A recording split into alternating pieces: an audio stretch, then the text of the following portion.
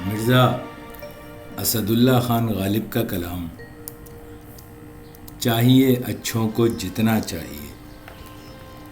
مرزا اسد اللہ خان غالب کی یہ جو غزل ہے بہت رومانوی ہے، اور ہم کوشش کریں گے کہ اس کی تشریح بھی ساتھ ساتھ، کیونکہ ہلکی پھلکی غزل ہے تو بہت ہلکی پھلکی سی تشریح اس کے ساتھ ساتھ کر سکیں۔ بہت سے ہمارے سامعین کی فرمائش ہے کہ ساتھ میں تشریح بھی ہونی چاہیے، طوالت اصل میں بہت مد نظر ہوتی ہے۔ عرض کرتا ہوں کہ چاہیے اچھوں کو جتنا چاہیے، یہ اگر چاہیں تو پھر کیا چاہیے۔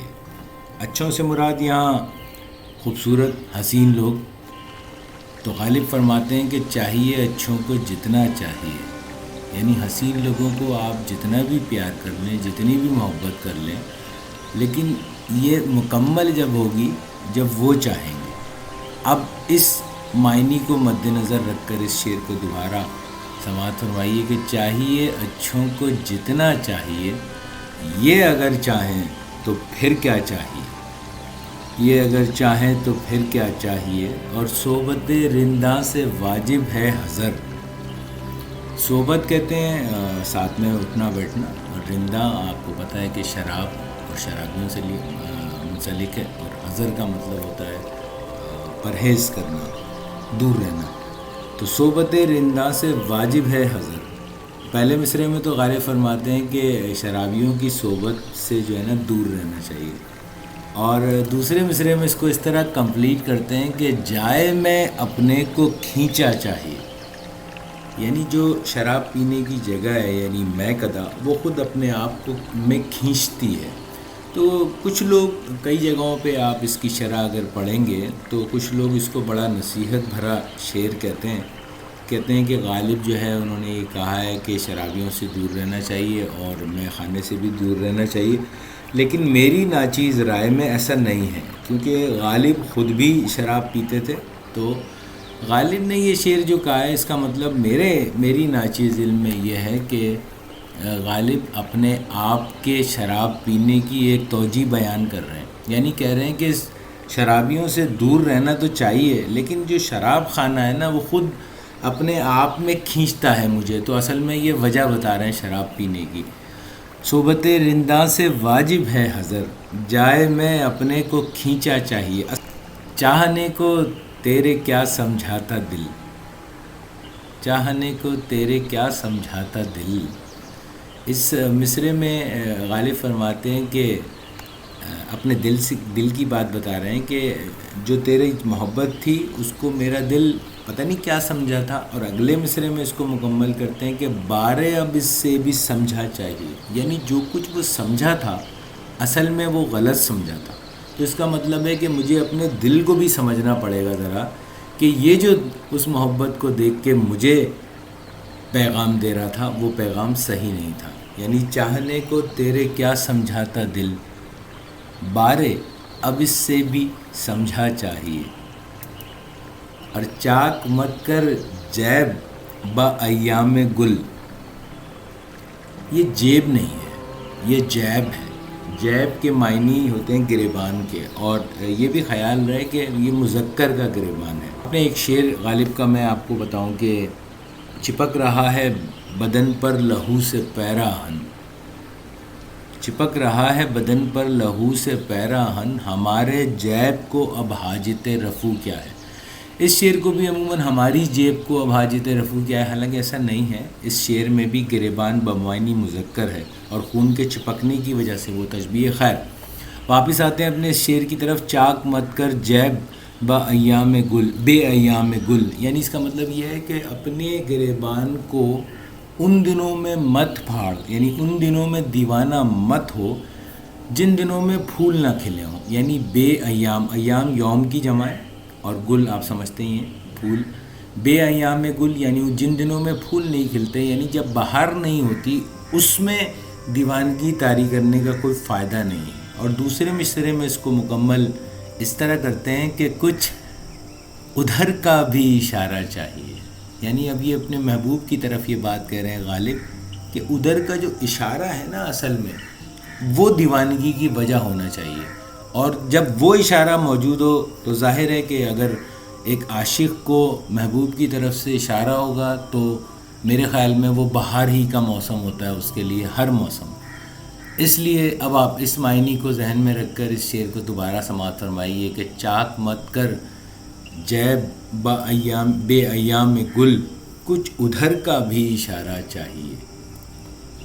اور اگلا شعر ہے کہ دوستی کا پردہ ہے بیگانگی، دوستی کا پردہ ہے بیگانگی۔ اس کا مطلب یہ ہے کہ سیدھا سیدھا بہت آسان شعر ہے۔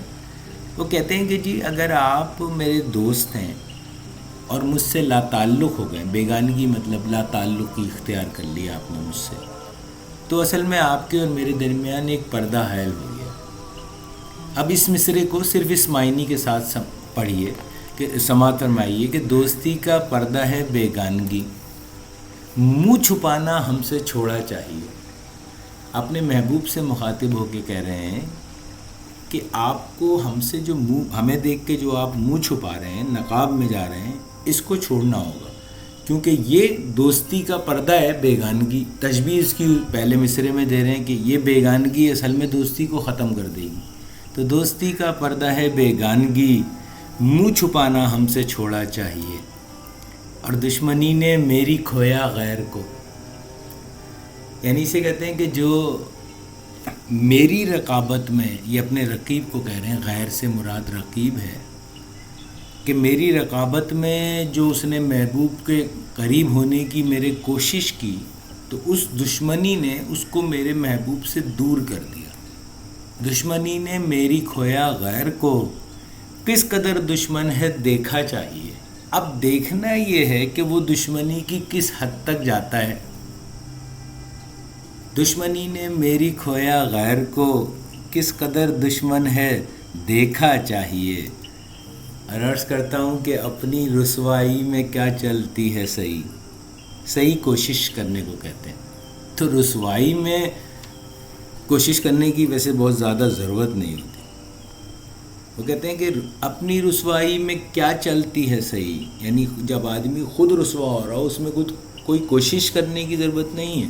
اور اب اپنے محبوب کی طرف اشارہ کر کے کہتے ہیں کہ یا رہی ہنگامہ آرا چاہیے، یا ادھر سے کچھ ہنگامہ ہو جائے۔ یعنی اس کو دوسرے معنوں میں ہم یہ بھی سمجھ سکتے ہیں کہ غالب یہ کہہ رہے ہیں کہ اگر محبوب کا اشارہ ہو تو پل بھر میں لوگ ہمارے خلاف ہو جائیں اور ہماری رسوائی شروع ہو جائے، اور اگر محبوب کا اشارہ نہ ہو تو کچھ ساری چیزیں ویسی کی ویسی چلتی رہیں۔ تو اس لیے اپنی کوشش کا اس میں کوئی عمل دخل نہیں ہے۔ اپنی رسوائی میں کیا چلتی ہے صحیح، یا رہی ہنگامہ آرا چاہیے۔